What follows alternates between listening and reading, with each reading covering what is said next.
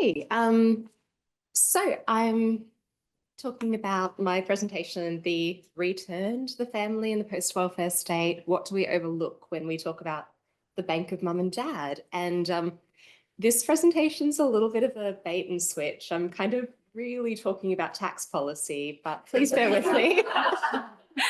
I've got you all here now. I'm going to break up to this. So before I get into it, I'd also like to acknowledge that we're meeting on the unceded land of the Awabakal people. And I think acknowledging that is really important when we talk about home ownership. We need to kind of carry that with us as well. We talk about owning land in a settler colonial context. So I'm drawing today from my DECRA study, which I've been working on for the last 3 years. And so my project, and I'm sorry for those of you who have heard this all a million times, my project's on family financial assistance with first home ownership in the Australian context. Most of my participants are in Sydney for obvious reasons.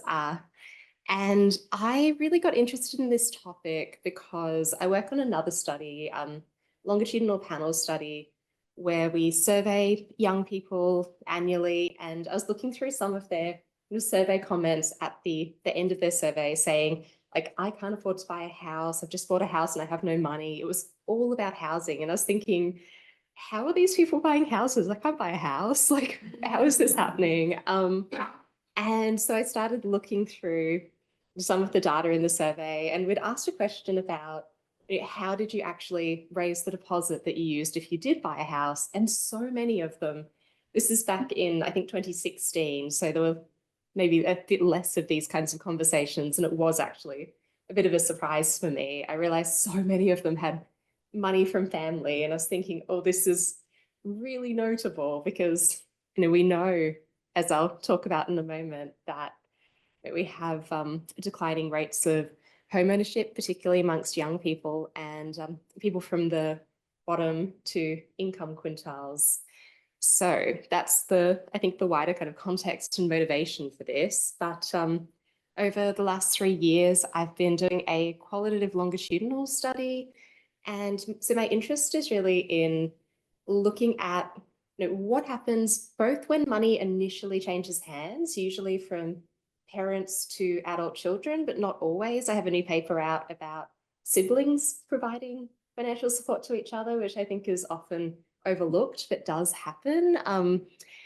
And so I'm interested, in the point at which money changes hands, but also the time kind of after that. And I've had a bit of a real world experiment on my hands because I started my first round of interviews right at the start of 2022, and then I finished them, and then we had 12 consecutive interest rate rises, which disproportionately affect those that are new homeowners, aka my participants. So my study has in many ways turned into a bit of a study of mortgage stress. Like, my participants are all experiencing it, and I'm seeing what it looks like to come back again to the bank of mum and dad in various forms.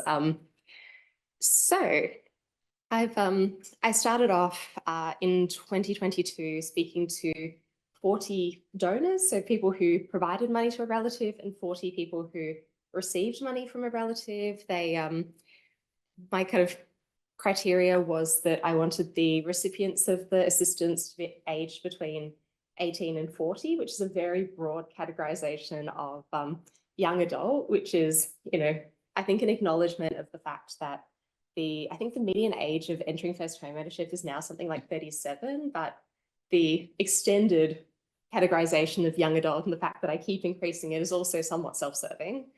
And then I followed up, I should say as well, about half of these participants were related pairs. So I spoke to someone and then I spoke to their mum, essentially, which was very interesting. And then about halfway through that, I felt that particular strategy meant that some of my participants were potentially holding out on me a bit in terms of some of the relational tension. And so I spoke to some kind of unpaired people, and, bingo, it was, for many reasons, more kind of complicated than one might expect, or one might feel comfortable telling me when they know I'm going to talk to their mum that afternoon. And so I followed up with them about a year later to see how things were going. I managed to follow up with 90% of them, which I was really happy with. I stayed in contact in the meantime and kind of sent them updates of what I've been up to and such. So didn't just come out of nowhere. And then earlier this year, I followed up with a subsample where I could see, the story was ongoing, something kind of interesting was still going on. It wasn't just that they, had money from family and either, repaid it or settled into their property. And often it was the case that I could see that they were going to experience some pretty significant mortgage stress. Yeah, and so my inspiration for what I'm speaking about today is essentially, I started thinking through all of this, particularly through speaking to the, those that are providing money, as well as those that are receiving it. I started thinking about, like, where is this money coming from, which is one of the questions that I asked. And I realized as well, when I spoke to my participants at the start of the interviews about, what kind of assets and investments do you have? Unsurprisingly, a very large proportion of the kind of parent donors were owned investment properties. So for context, about 20% maybe of working age people own investment properties in Australia. So 2/3 is a lot higher than that. So there's a disproportionate rate of investment property ownership amongst this particular bank of mum and dad money giving cohort for very obvious reasons. But I think that it's useful to, I guess, think through some of the implications of this and think about, what it means for the money that they're, I suppose, giving their relatives to come from, income that's in many ways been generated through property investment. And so just to give you a sense of, I guess, what this can look like, I'll show you a couple of examples of drawn from my research. So the first one is Samesh, who was aged 45 and gave his son $500,000 to help him buy his own first investment property. His son was 18 at the time. So this is the most extreme example that I have. It wasn't all property investors and such. And so Samesh himself owned 12 investment properties and had generated a very significant amount of his wealth via his property portfolio. He worked in kind of property area, but he was very open about the fact that his income was not really his kind of primary mode of generating wealth. And through his property investment, he took advantage of negative gearing and essentially kind of lined up new properties, buying them as soon as he had the ability to service the subsequent loan.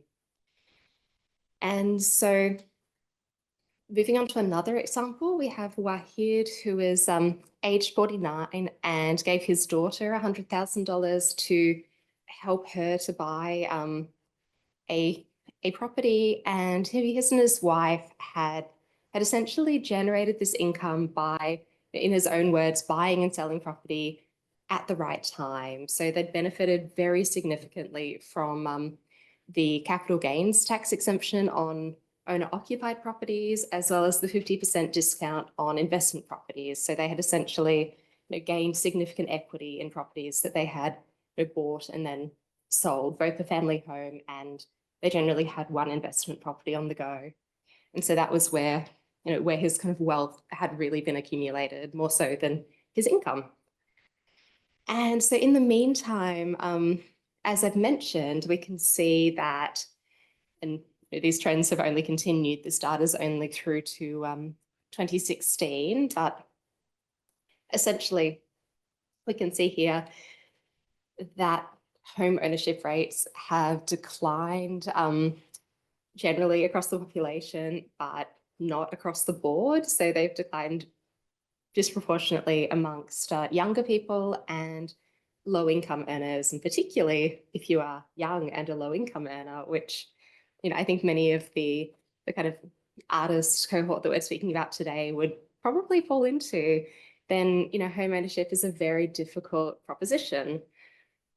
And so I've kind of taken a bit of inspiration from Keith Jacobs' fantastic work, where he's looked at policies such as negative gearing and capital gains tax exemptions and discounts, and considered this as a form of kind of reverse welfarism, or a kind of form of welfare that is supporting people that don't particularly need it. And I think this is particularly interesting in the context of what we would call the post-welfare state, in which welfare provision is incredibly conditional, very, very kind of targeted, residual, in that if we look at job seeker payments, for instance, they are well below the poverty line and come with significant mutual obligations. So in this context, the fact that over the next decade, the federal budget is going to be forking out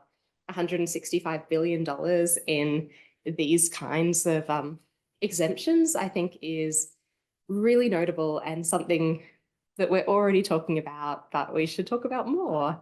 I know that I'm probably not, I'm probably preaching to the converted, talking about rolling back negative gearing in this particular context.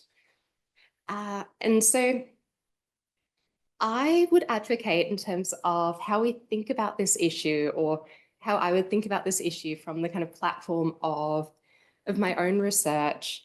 So the first thing that I'd advocate is that, rather than looking at individuals or even discrete households, when we look at how money moves within societies, we need to look at what I've called elsewhere kind of Minskian kinship network. So I'm drawing here on Adkins and Koenig's concept of the Minskian household, which draws on economist Hyman Minsky's work on the essentially the value of liquidity. And so Adkins and Koenig's argued that at our particular moment, liquidity is something that households kind of take advantage of and leverage, rather than just a condition that capitalist subjects must face. And essentially they argued that the households are more and more kind of oriented to debt-fueled consumption, and to gaining, I suppose, like wealth or subsistence by buying things essentially on credit, even